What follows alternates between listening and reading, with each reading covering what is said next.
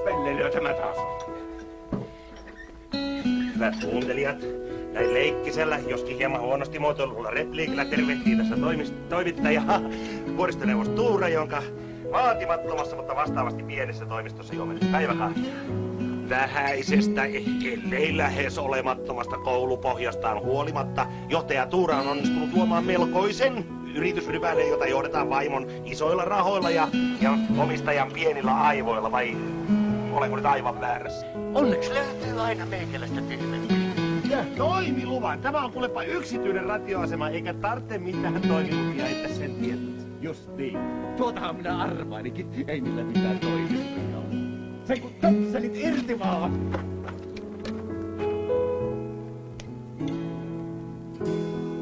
Että mitä te teitte? Petin töpselin irti. Tässä täytyy olla joku väärinkäsitys. Sen lahdusta ei ole tähän asti kerinnyt mihinkään. Ja nyt se näyttää olevan joka paikassa. Heippa! No sinä se et ainakaan ole luonut uraasi minun saunassa pulikoilla.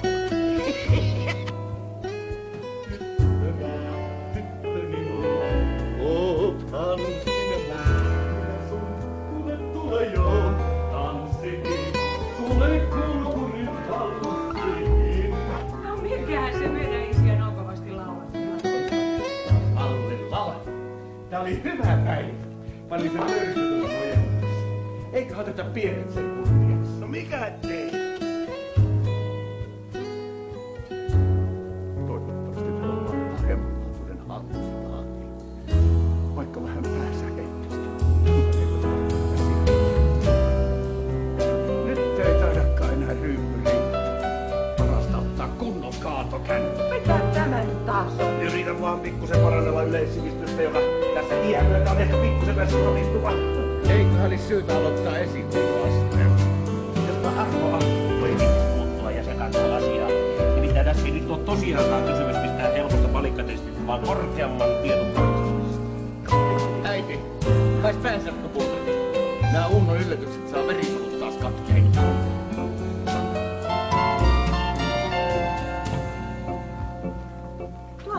Hiljaa nyt isä, et häiritse Unnoa. Onko se aina tommonen hyvä touhuja?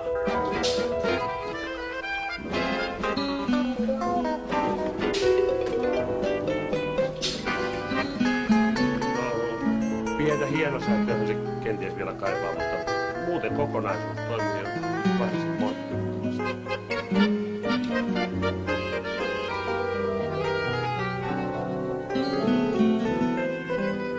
Jos teikäläinen menestyy missään muussa lajissa kuin nuhkamisessa, niin meikäläinen on valmis syömään housuista.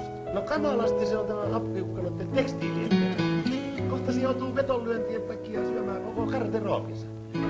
Sehän on vuoristoneuvos Tuura ja hänen vaimonsa. Kyllä. Appiukko. Eikö se kiva, että on levypoika ressana? Ois muuten voinut jäädä tää linnankutsu saamatta. Huomenta. Jaa, kyllä sitä taas passain. Bisnekset menee hyvin ja kuntokin on vallan mainio. Tuntuu vähän siltä, niin kuin taas elämäni onnellisin päivä. Sepä hauska. Tai ei Mitä te tiedät sittenkään? Tuota äskeistä teidän ei ehkä olisi pitänyt sanoa. Mitä ei olisi pitänyt sanoa? Tuota, että bisnekset menee hyvin ja kuntokin on vallan mainio ja tämä elämäni onnellisin päivä. Ja miksi ei olisi pitänyt sanoa? Aina kun herra vuorineuvos aloittaa aamun noilla sanoilla, juuri sen aamun Uno perusteellisesti sotkee. Yleensä soi ja sitten on kaikki taas pielessä. Mitä mä sanon? Ei voi olla totta. Onneksi Uno alkaa jo vähän rauhoittua. Seitkin. Jos tulee tuttuja vastaan, niin tunkekaa säkkiä johonkin porttikonkariin. Multa menee maine lopullisesti. Missä teidän auto on? 3 korttelin päässä täällä on edes parkkipaikkoja. Menkää edellä vaan. Minä en oikein viitti säätäytyä siinä porukassa. Selvästi rauhoittua. Ei muuta kuin useasti rauhoittua. Minä maksan. Pakkoissa on toimittansa. Tätä on kaikesta. Se etetyy niin kauhean paljon työtä. Vuoden verran tästä rakennuspaikasta jo neuvotellut. Että kyllä minun firman on sen rakennuspaikka saatava. Se on ehdottoman...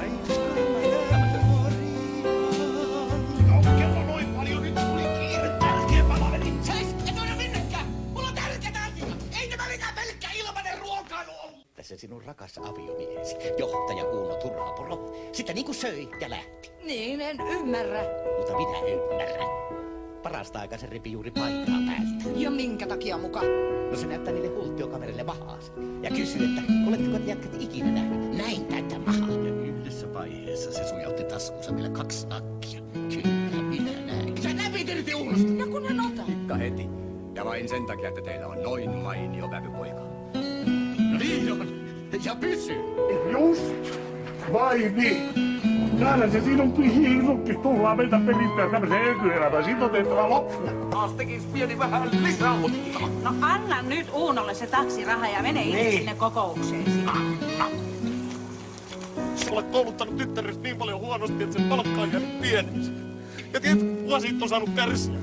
Minä, Uuno, siitä on yksin kärsinyt. Minä olen joutunut tinkimään välttämättömistäkin menoista, mutta minä olen kestänyt kuin mies.